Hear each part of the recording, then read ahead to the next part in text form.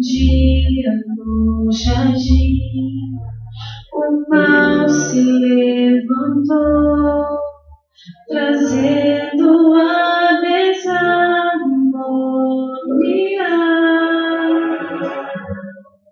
ensinos desleais, mentiras mais e mais, distanciaram Deus do homem. Foi quando o frio apareceu, quando a primeira flor morreu, que uma sombra de bondade no coração de Adão nasceu. Mas haveria um Salvador que morreria por amor, o Cordeiro aqueceria toda noite fria, pra não mais haver amor.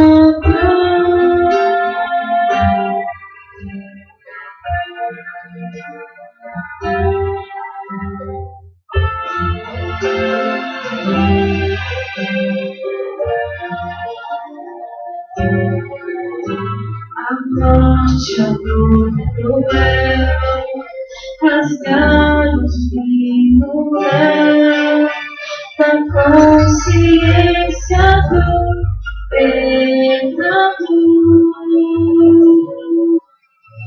A natureza má se alastrou então, trazendo sofrimento a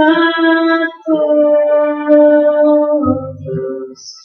Foi quando o frio apareceu, quando a primeira flor morreu, que uma sombra de bondade no coração de Adão nasceu. Mas haveria um Salvador que morreria por amor, o Cordeiro aqueceria toda noite fria, pra trazer conforto. Haverá lugar para aquele que aceitar o sacrifício do Cordeiro que deu a vida pra salvar. Não mais tristeza, não mais dor, este eterno lugar de amor. Nossa vida foi comprada, falta perdoada, sangue o preço do perdão.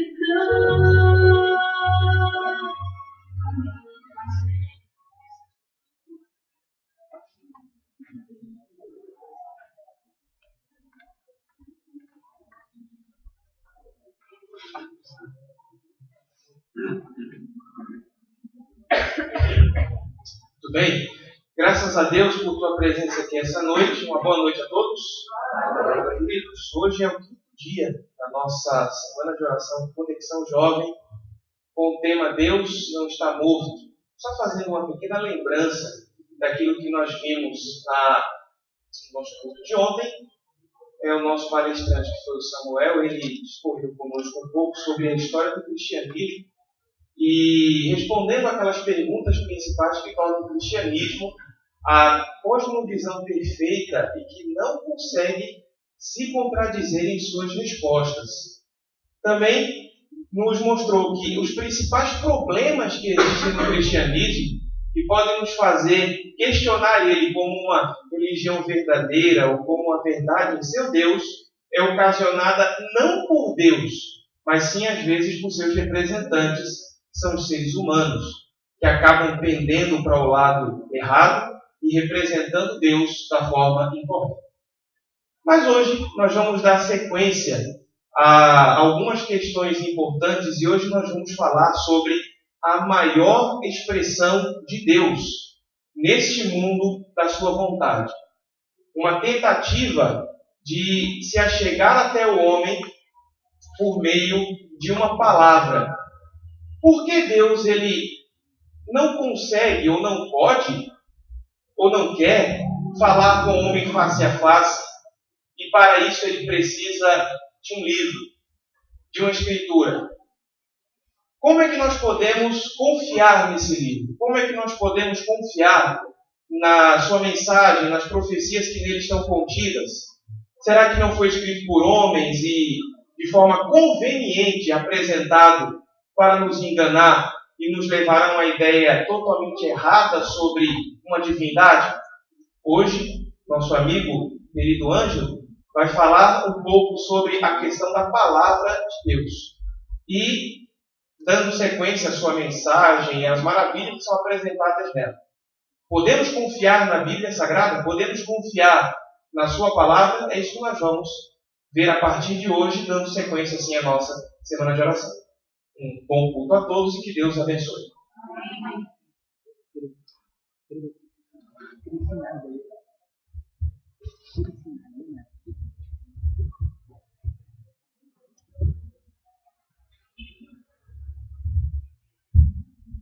Queridos, boa noite. Boa noite. Excelente noite essa que nós estamos aqui para estudarmos a palavra de Deus e estudarmos sobre a palavra de Deus. Vermos, afinal de contas, por que todos os sábados, todas as reuniões religiosas, vinha alguém aqui na frente para dizer: vocês têm que ler a Bíblia, vocês estão lendo a Bíblia, cadê o ano bíblico? Por que toda vez que está na nossa sabatina sempre tem alguém que pergunta, né? Quantas pessoas estão com o ano bíblico em dia? Aí meia pessoa levanta a mão, está disfarçada. Mas por que é tão importante ler esse livro que a gente insiste tanto? Um livro que foi escrito há milênios atrás. O que é que esse livro tem de tão espetacular para mim e para a sua vida agora, no século XXI? Antes, eu gostaria de começar com uma pergunta para você, e dessa vez você vai me responder. Você balança a cabeça, você levanta a mão, não sei. Você vê aí a melhor maneira de você responder, mas responde para mim. Sabe quando você tem aquela mãe que educa os filhos no caminho do Senhor, e ensina tudo, e traz para a igreja, todo aquele carinho, e quando a criatura se torna adulta, ela se desvia do caminho de Deus? Ela foge, ela vai embora? Já viram isso acontecendo? Balança a cabeça e levanta a mão quem já viu isso acontecendo. A gente já tem aí algumas experiências disso acontecendo. Realmente é triste, né? É um pouco triste você ver isso. Eu gostaria de compartilhar um verso com vocês hoje. Abram as Bíblias de vocês no livro de Provérbios, escrito pelo homem mais sábio que já viveu. Provérbios capítulo 22, versículo 6.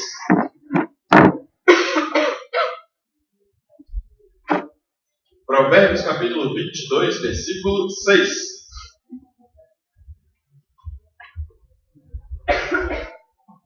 Vamos lá? Eu espero que você tome um susto depois que a gente lê esse verso. Não sei o que você vai pensar da sua vida, mas vamos lá. Instrui o menino no caminho em que deve andar, e até quando envelhecer, não se desviará dele. Qual é o problema com esse verso? E aí? Você não vê problema nenhum com esse verso? Eu vejo problema não. Não é? Eu não sei, eu coloquei vocês numa pegadinha, né? Eu primeiro perguntei se vocês sabiam de alguém que era cristão quando pequeno, que a mãe ensinou no caminho do Senhor, tudo que tinha que fazer, e quando essa pessoa se tornou adulta, essa pessoa se desviou. Vocês disseram assim: eu já vi. Aí a gente chegou aqui para a Bíblia, no Provérbios 22, 6, e a Bíblia diz que ensina a criança no caminho que deve andar, e quando for velha ela não vai se desviar desse caminho. E agora? Eu tenho 3 alternativas aí. Ou você está muito errado, ou aquela mãe não ensinou direito essa tal criança que você conhece, tem algum problema muito grave no sistema que essa mãe inventou para poder criar esse menino nos caminhos do Senhor, ou a Bíblia está se contradizendo, a Bíblia não está sendo tão verdadeira assim. A Bíblia está dando uma informação aí que não condiz com a realidade. Logo, a gente precisa tomar cuidado e precisa descartar grande parte do que existe aqui. Vocês concordam comigo? Vamos com calma, vamos ver as coisas aos pouquinhos, para poder a gente entender o que é que acontece com esse verso. Eu não vou responder para vocês nada agora, vocês vão ter que esperar até o final do sermão. E aí, quando a gente estiver no final do sermão, talvez você consiga chegar à resposta, mas você vai chegar por você mesmo. Eu tenho que precisar dar um empurrãozinho aí, mas você vai chegar por você mesmo. Qual é o grande problema com esse verso? Queridos, a Bíblia tem sofrido ataques de todos os lugares. E o pior é que esses ataques vêm de pessoas muito inteligentes e esses ataques têm alguma coisa de sensatez. Essas pessoas dizem que o que está escrito aqui foi escrito por povos muito antigos. Logo, precisa ser adaptado porque o contexto é completamente diferente. De fato, o contexto é bastante diferente. O contexto histórico, o contexto cultural é muito diferente. Outras pessoas têm dito que esse livro, na realidade, contém lições metafóricas. São figuras de linguagem. Na realidade, quando Moisés fala que o mundo foi feito em 6 dias, ele não está querendo ser literal. Ele só usou uma figura de linguagem para dizer que foram muitos milhares e milhões de anos por aí. Então, a gente tem que saber confrontar as metáforas bíblicas com a realidade para poder a gente não acreditar em coisas que não existem. Outras pessoas dizem que esse livro é uma completa fraude. E quando a gente vai ler esse livro, a gente encontra ensinamentos absurdos. Por exemplo, rejeitar os homossexuais. Quem é louco de rejeitar os homossexuais em pleno século XXI com toda a pregação gay que a gente escuta por aí, né? Por exemplo, rejeitar o aborto quando se tem uma campanha tão forte para a legalização do aborto. Por exemplo, dizendo que a prostituição é abominável, o adultério é abominável, quando nós temos tantos escritores, inclusive grandes globais, dizendo que o adultério faz parte do comportamento humano, está dentro da teoria da evolução, e nós precisamos aceitar e conviver com o adultério. Ou seja, esse livro aqui parece não ter grandes ensinamentos para a humanidade, como nós cristãos propagamos que tem. Por que nós cristãos continuamos lendo e buscando a Bíblia como se ela fosse o livro mais importante do mundo? Abra sua Bíblia no capítulo de João, no livro de João, no Evangelho de João, São João, capítulo 5, versículo 39.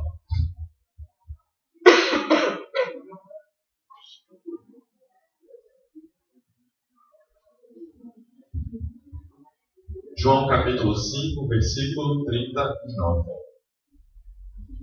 O texto vai dizer assim: examinai as Escrituras, porque julgais ter nelas a vida eterna, e são elas que testificam de mim. Então nós temos 2 motivos para que a gente busque as Escrituras. Primeiro, nós temos um Salvador. Nós temos uma figura central que nós adoramos porque acreditamos que seja Deus, e nossa salvação, nossa felicidade eterna, nossa vida depende deste Salvador. Se nós não conhecermos este Salvador, tudo aquilo que nós almejamos ter vai se perder. Então, esse livro hoje é o único lugar seguro onde nós podemos ter informações deste Salvador. A Bíblia testifica de Jesus. Se nós acreditamos que Jesus é Deus e que toda a nossa vida, felicidade e salvação depende dele, então a única fonte de informação que nós temos é a Bíblia. Essa é uma das razões do porquê nós buscamos a Bíblia. A outra razão é uma razão complementar que tem tudo a ver com essa primeira, e é porque nós julgamos que aqui dentro existe a chave para a vida eterna. A Bíblia tem vários tipos de textos em que fala da vida eterna. A Bíblia fala que se nós crermos, seremos salvos. A Bíblia fala que não temos nenhum outro caminho para chegar a Deus, senão através de Jesus Cristo, que foi Deus encarnado. A Bíblia fala que a salvação, a vida eterna, não é deste mundo. Nós não vamos ser instituídos enquanto eternos aqui. Então não adianta muito a gente estar querendo melhorar políticas, preocupando com outras coisas, porque esse planeta está fadado ao fracasso. A Bíblia fala que, na verdade, o nosso mundo eterno é um mundo que está por vir, que ainda não chegou. Ou seja, todas as informações que você quer ter sobre a vida eterna estão aqui nesse livro. E é por isso que esse livro é tão importante para nós. Porém, isso não torna esse livro confiável. Nós sabemos que nós buscamos esse livro porque ele tem dois tipos de informações que são essenciais não só para os crentes, mas para toda a humanidade. Toda a humanidade quer a vida eterna e toda a humanidade quer aprender sobre aquele que pode dar a vida eterna. Então é importante para toda a humanidade. Agora, se ele é confiável ou não, é uma outra história. O curioso é que a própria Bíblia diz para a gente como que nós devemos descobrir se ela é confiável ou não. E o curioso é que o método que a Bíblia utiliza para que a gente descubra se ela é confiável ou não é um método científico. Não é um método religioso, é um método científico. Salmos, capítulo 34, Salmos 34, né? Salmo não tem capítulo, cada capítulo é um salmo. Então, Salmo 34, versículo 8. Verso muito conhecido, mas que possivelmente você nunca leu nesse contexto. Ok? Salmos 34, verso 8. Provai e vede que o Senhor é bom. Bem-aventurado o homem que nele se refugia. Vou ler para vocês as duas primeiras palavras. Provai e vede. Experimenta, leia, veja com seus próprios olhos, confira, estude, ponha à prova, seja rigoroso, mas dê uma chance para a Bíblia e com certeza, se você assim o fizer, você vai provar e você vai ver que o Senhor da Bíblia é um Senhor bom e que a Bíblia de fato testifica de Cristo de maneira verdadeira e tem a chave para a vida eterna. Queridos, eu gostaria de compartilhar algumas curiosidades, algumas informações sobre a Bíblia para vocês. Primeiro, a Bíblia é uma coleção de 66 livros. Ela foi escrita ao longo de 1500 anos, ou seja, levou mais ou menos aí 15 séculos para poder ser escrita. Entre esses 15 séculos, eu tenho 40 autores que morreram e nasceram escrevendo, registrando aquilo que Cristo, aquilo que Deus impressionava seus corações a escrever. Esses 40 autores, a maioria deles nunca se conheceu. Eles estavam escrevendo coisas que complementavam coisas que os outros haviam escrito, sem não terem se falado, sem não terem se conhecido. Ou seja, a chance de ter algum tipo de contradição, a chance de ter algum tipo de erro era muito grande, a não ser que houvesse uma força superior coordenando. 15 séculos, 40 autores, 3 línguas diferentes. Se a gente for para o Velho Testamento, Antigo Testamento, a gente vai ter a Bíblia escrita em hebraico e aramaico.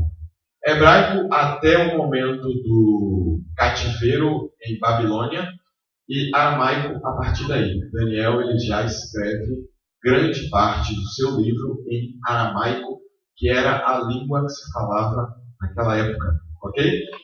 Possui 2 testamentos. O primeiro testamento fala de uma aliança feita com Deus, entre Deus e um povo específico. Que povo era esse, igreja? O povo de Israel. Muito bem. Já o Novo Testamento fala da aliança que Deus fez com outro povo específico. E que povo é esse?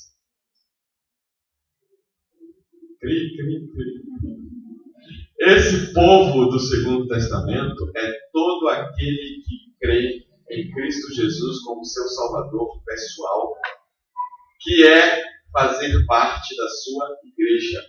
Então, o Deus do Novo Testamento tem uma igreja. Essa igreja guarda os 10 mandamentos e tem o testemunho de Jesus. Então, é essa a nova aliança. Bom, como é que Deus se utilizou de ferramentas para poder impressionar as pessoas que escreveram a Bíblia? Existem pequenas partes da Bíblia, muito poucas, que foram escritas pelo próprio Deus. Não houve nenhum tipo de impressão, foi direto. Eu tenho os 10 mandamentos como exemplo, porque a Bíblia fala que os 10 mandamentos foram escritos pelo dedo de Deus. A imensa maioria da Bíblia foi escrita por um processo que nós chamamos de inspiração. O que é a inspiração?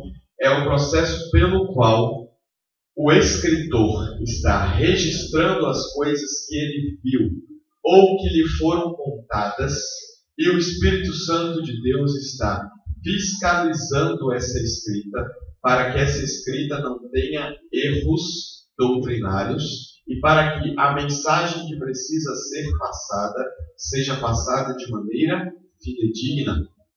Como é que isso acontece na realidade? Eu tenho, por exemplo, Lucas, que conviveu com Cristo e escreveu alguns registros desse tempo. Lucas puxou da memória coisas que ele viu, coisas que lhe foram contadas, e ele começou a registrar isso. E enquanto ele registrava isso, o Espírito Santo de Deus estava sobre ele, para que ele não cometesse nenhum erro doutrinário e para que ele passasse a mensagem para aqueles que leriam depois de maneira fidedigna. Ou seja, eu tenho na formação da Bíblia uma junção da doutrina de Cristo, que foi passada de maneira perfeita e de maneira fidedigna, com o estilo de escrita humano. É por isso que você encontra na Bíblia diversos estilos. Davi escrevia em poesias, enquanto que Paulo escrevia de maneira muito difícil, muito rebuscada, porque Paulo era um homem bruto. Pedro já escrevia de maneira muito simplificada, inclusive reclamava da maneira rebuscada como Paulo escrevia. Pedro dizia que as muitas letras de Paulo estavam confundindo a sua cabeça, porque Paulo era um homem muito inteligente. Na realidade, quem não conseguia entender direito o que Paulo estava escrevendo era o próprio Pedro. Pedro, quando escreve de maneira muito simples, muito direta, e Paulo esbanja cultura, esbanja conhecimento. Enfim, nós temos livros na Bíblia para todos os gostos, porém, todos os livros da Bíblia são importantes para todas as pessoas. Queridos, uma frase para vocês. O meu coração não se alegra com aquilo que a minha mente rejeita. O que eu quero dizer com isso? Você já viu gente reclamando, principalmente adolescente? Não gosto de ler a Bíblia porque eu não entendo nada que está lá escrito. A Bíblia é muito chata, a Bíblia não tem uma linguagem esquisita. Você já penou com o filho seu, você tem que ler a Bíblia, tem que ler a Bíblia. E o menino, não, mãe, não quero. Ou então o menino vai, abre no Salmo 150, né, que é um dos menores salmos da Bíblia, e vai ler aquilo ali para sempre. Nunca mais sai daquilo ali. Todo santo culto, a criatura só lê o menor salmo que ele pode encontrar. E quando vai, você pede para ler um versículo, a menina vai atrás do Jesus chorou, ou então do Deus é amor, de qualquer coisa desse tipo. É compreensível que isso aconteça, porque você não pode gostar daquilo que você não entende. A maioria das pessoas que diz que não gosta de matemática, eu incluso, não gosta porque não consegue entender. Então, realmente, você não pode entender aquilo, você não pode gostar daquilo que você não entende. Eis o grande mistério da Bíblia. Para que a gente goste da Bíblia, tenha prazer na leitura da Bíblia, a gente precisa entender o que é que a Bíblia está dizendo. Então, a gente vai ajudar vocês aqui com algumas dicas de como você interpretar a Bíblia, ok? Primeiro, a gente precisa distinguir entre 3 coisas. Às vezes eu estou lendo a Bíblia e eu não percebo que na leitura da Bíblia existem 3 processos envolvidos e eu passo pelos 3. Às vezes eu passo de maneira errada pelos 3 e eu não sei o que estou fazendo. Quando eu leio qualquer texto bíblico, vamos pegar aquele texto que a gente leu de Provérbios no início, ok? Para a gente, a primeira coisa que eu faço é observar o texto. Eu leio o texto e eu vejo o que é que está escrito lá. O que está escrito lá é: ensina a criança o caminho que deve andar, e quando crescer não se desviará dele. Agora, depois que eu observo, eu acabo interpretando. É aí onde a maior parte dos erros acontece. O que é interpretar a Bíblia? Algumas pessoas vão dizer, interpretar a Bíblia é quando eu aplico na minha vida o que o texto está querendo dizer. Na realidade, não é isso. Quando você interpreta a Bíblia, você tem que entender o que o texto está dizendo sem nenhum tipo de interferência pessoal. Não é o que você entendeu do texto, porque às vezes você entende de maneira equivocada. É o que o texto efetivamente falou, sem nenhum tipo de distorção da sua parte, nenhum tipo de compreensão errada da sua parte. É aquilo que o texto disse. Agora, a terceira parte, que é a aplicação, essa é estritamente pessoal. Se eu tenho 100 pessoas aqui nessa igreja, eu vou ter apenas uma interpretação de um texto bíblico, porque é o que o texto quer dizer, mas eu vou ter 100 aplicações. Cada pessoa vai olhar para a sua vida e vai dizer, não, na minha vida esse texto vai servir para tal coisa que eu estou passando. E é nesse momento entre a interpretação e a aplicação que o Espírito Santo de Deus está sobre você, coordenando, assim como ele fazia com os escritores, para que você entenda da maneira correta e para que você aplique da maneira correta. Ok? Então, se a aplicação é uma coisa estritamente pessoal, nós precisamos nos preocupar com a interpretação. O que nós devemos levar em consideração quando nós estamos interpretando um texto? Primeiro, nós temos que ver que tipo de trama nós estamos falando, que tipo de trama nós estamos lendo. E na Bíblia existem 4 tipos de trama. A primeira trama é o que a gente chama de trama descritiva. É quando a Bíblia está descrevendo alguma coisa. Por exemplo, se for lá no livro de Números, você vai ver uma descrição de uma série de leis. Você vai ver descrição do santuário, quantos côvados tem, a parede como que é. E se você for no livro de Gênesis e Êxodo, você vai ver ali a descrição de Canaã, como que era Canaã, que dava leite e mel e que era uma terra fértil. Então, essa trama descritiva, ela não tem outra função que não localizar você dentro de um contexto. Às vezes a gente pega uma trama descritiva, né, e a gente acha que isso é uma prescrição para a gente agir da mesma maneira agora, aqui, nesse momento. Por isso que tem igrejas por aí que só oram com o véu. Porque em algum momento da Bíblia, a Bíblia descreveu que as mulheres estavam orando com o véu. Então as pessoas não conseguem identificar que aquilo é uma trama descritiva e pegam aquele relato, aquela descrição, fora do contexto e jogam no século XXI. Mas vamos adiante. O pior erro acontece aqui. A trama conversacional. A trama conversacional é quando há uma conversa entre duas pessoas.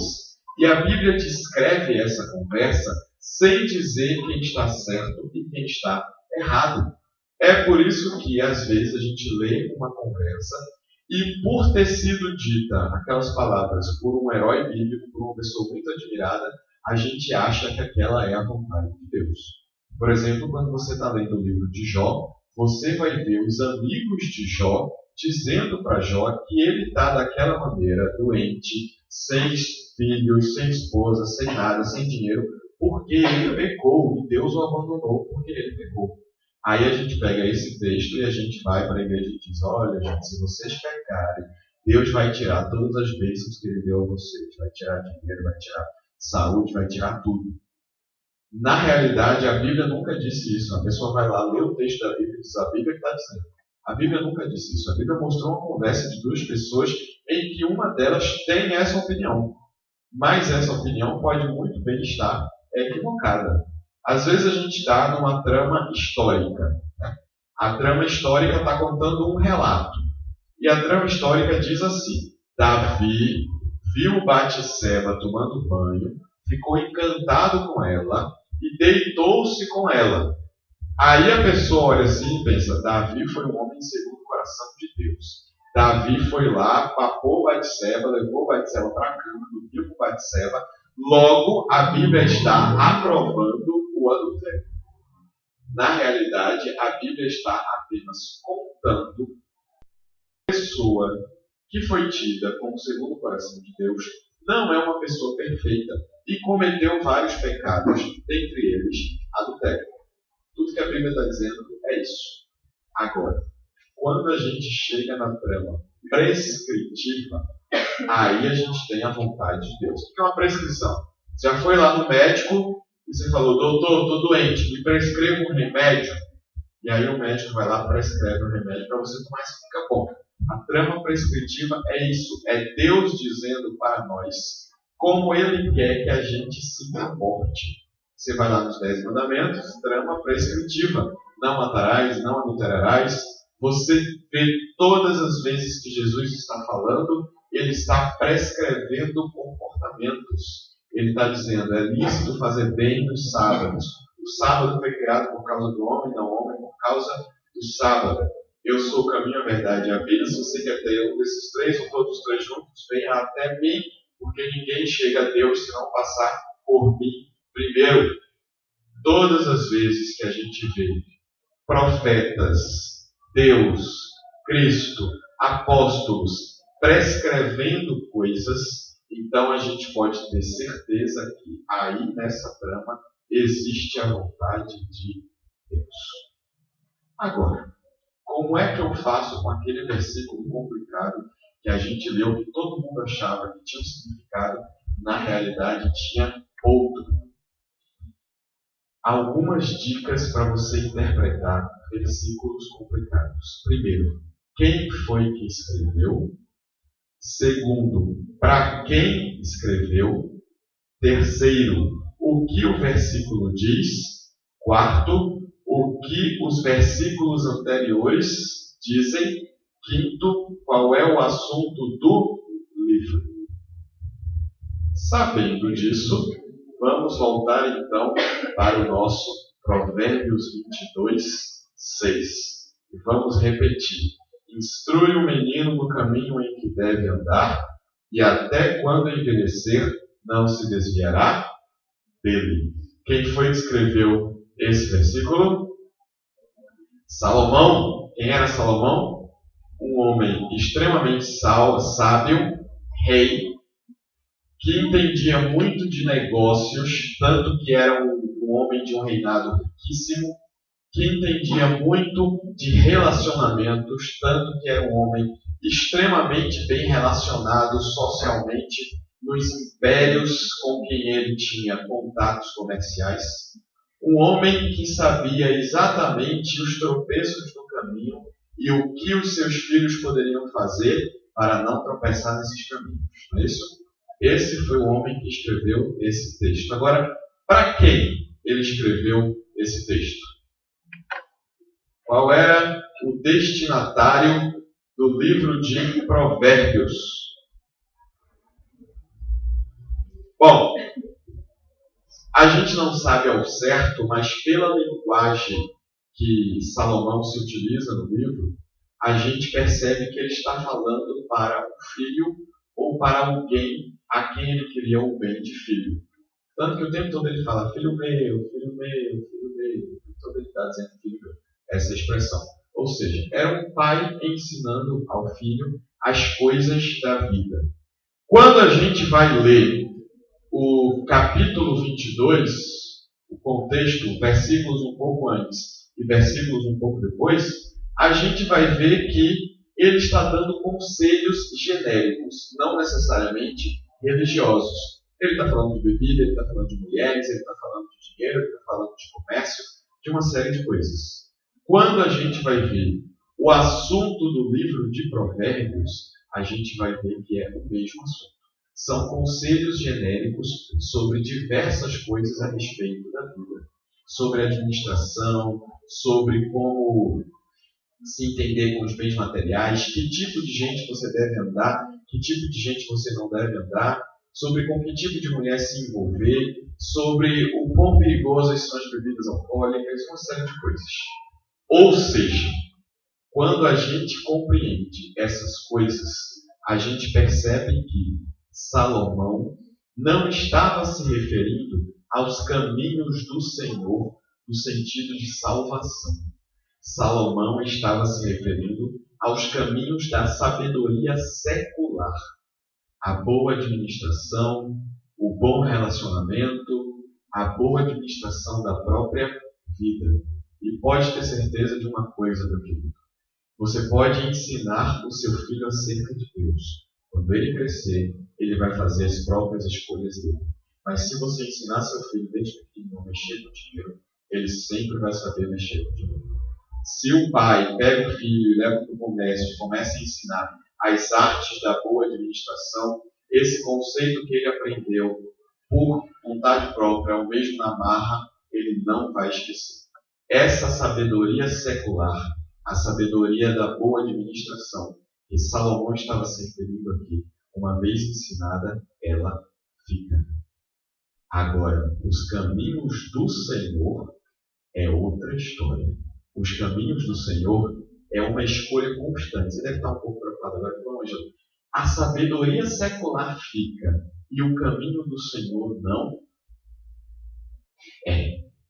Sabe por quê? Porque a sabedoria secular é uma questão de habilidade. Se você aprender as ferramentas ali, você sabe e você sabe uma vez só e acabou. Agora, os caminhos do Senhor é uma escolha constante, porque é uma questão de entrega. Todos vocês aqui, nesse momento, podem estar entregues ao caminho do Senhor. Amanhã podem acordar totalmente desentregues, porque durante a noite tiveram uma noite perturbada, porque tomaram alguma decisão que não deveriam tomar, porque algum amigo convidou e você foi e acabou se afastando. Os caminhos do Senhor são uma entrega diária, constante, o tempo inteiro. A sabedoria secular, que é uma questão de habilidade, aprendeu, ficou.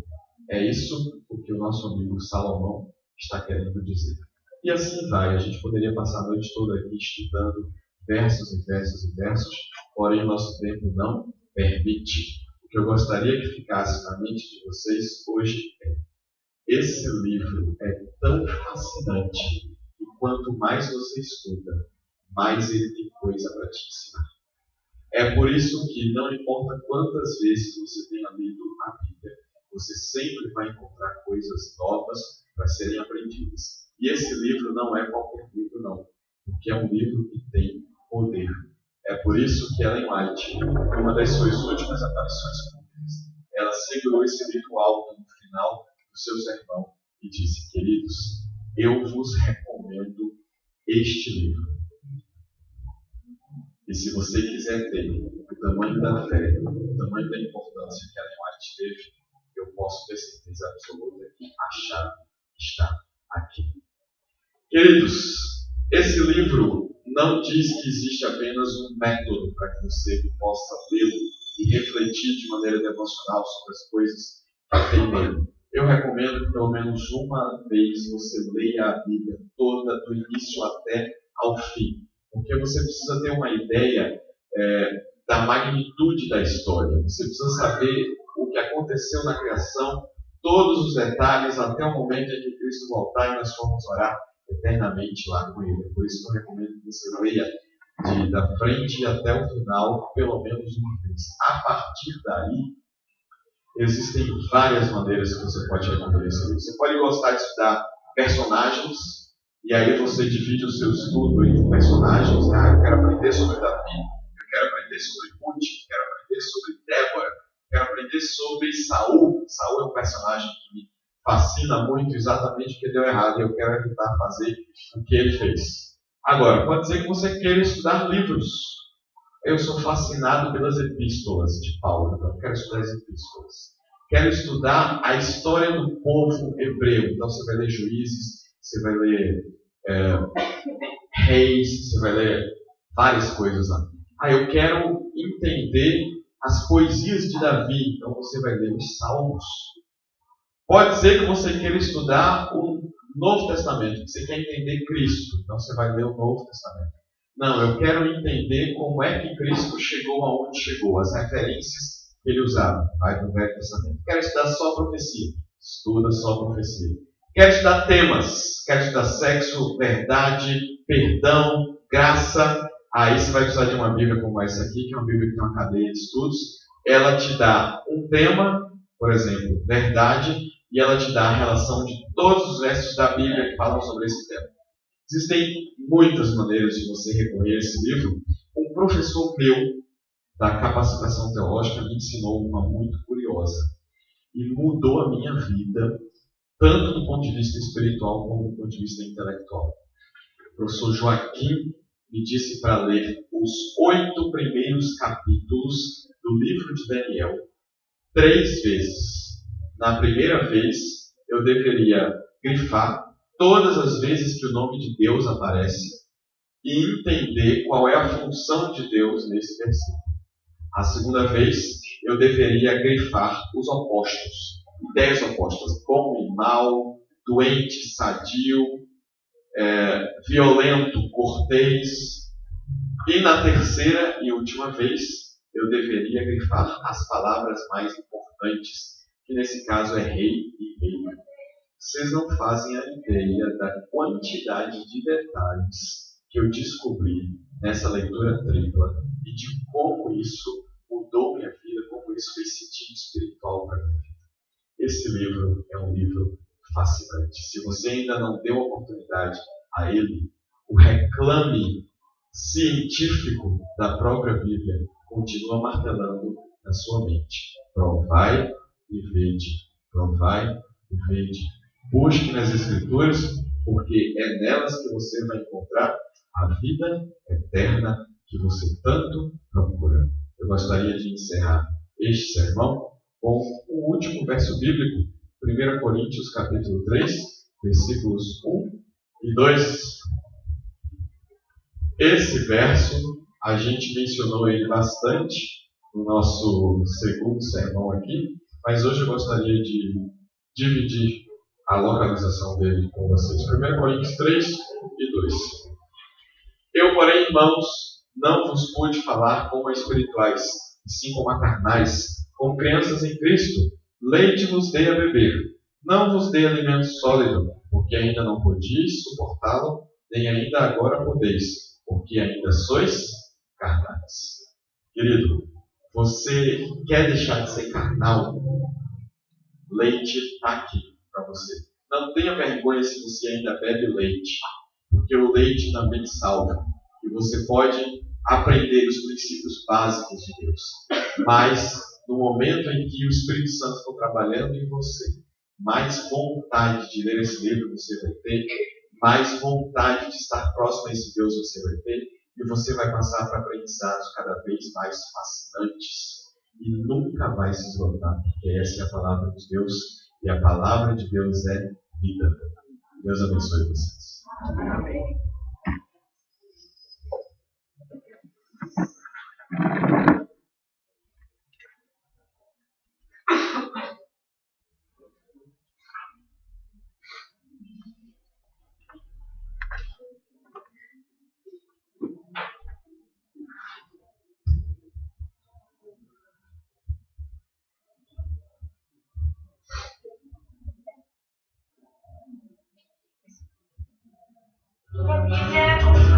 Fiquemos de pé.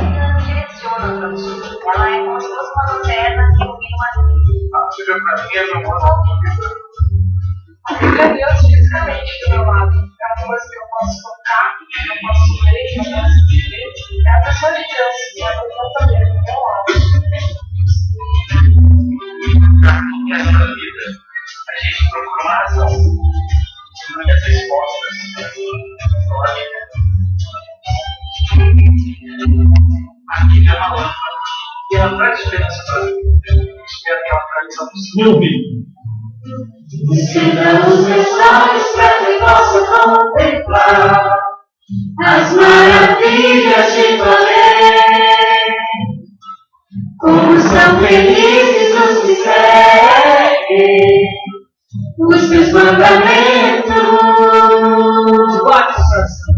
Guardo no coração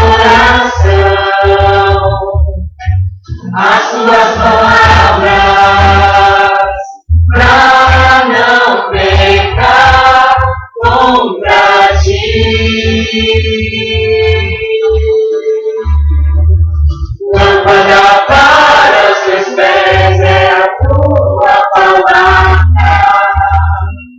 e luz pro meu caminho. Lâmpada para os meus pés é a tua palavra. Não ando sem destino. Descenda os meus olhos. Descenda os meus olhos para que eu possa contemplar as maravilhas de tua lei. Como são felizes os que seguem os teus mandamentos. Guardo no coração as tuas palavras, pra não pecar contra ti.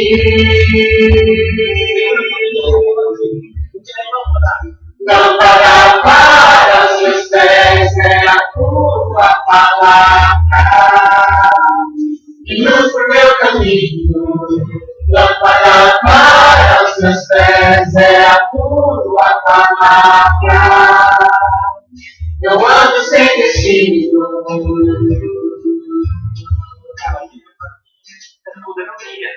Ela é um estudo no meus passos.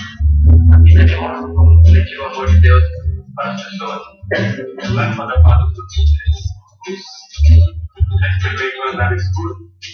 Primeiro, não, eu diria que a Bíblia faz exatamente isso. Hoje o mundo procura alguém com esperança. A Bíblia para mim é a luz que está habitando.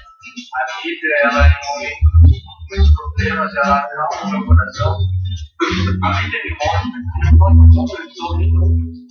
O importante é que Deus me recebe de qualquer jeito. Lâmpada para os meus pés é a tua palavra, e luz pro meu caminho. Lâmpada para os meus pés é a tua palavra. Não ando sem destino. Lâmpada para os meus pés é a tua palavra, e luz pro meu caminho. Lâmpada para os teus pés é a tua palavra. Não ando sem destino. Lâmpada para os teus pés é a tua palavra, e luz pro teu caminho. Lâmpada para os teus pés é a tua palavra. Não ando sem destino. A Bíblia tem resposta para os seus problemas. Se você procurar, você vai encontrar. São lições que eu consigo tirar para mim. A Bíblia tem espaço no coração. Então, meus padrões, gente, não são Querido Deus, amado Pai, muito obrigado, Senhor, porque Tu colocaste nesse livro espetacular todas as informações que nós precisamos para chegarmos a Deus, para chegarmos a Ti. Obrigado porque nós temos esse registro e nós podemos ser livres para lê-lo, para sermos inspirados por ele e principalmente para em oração recebermos o pão da vida que é Cristo Jesus através da leitura da palavra. Vem nos ajudar, Senhor, a compreendermos a Tua vontade através da palavra. Nem sempre é fácil, nem sempre é prazeroso, mas com certeza, se nós estivermos contritos contigo, entregues a Ti, com perseverança, nós iremos descobrir as grandes pérolas da salvação que Tu tens para nós. Venha abençoar a cada cristão aqui nessa igreja. Nós nos colocamos em Tuas mãos, segundo a Tua vontade, e em nome e por amor de Jesus. Amém.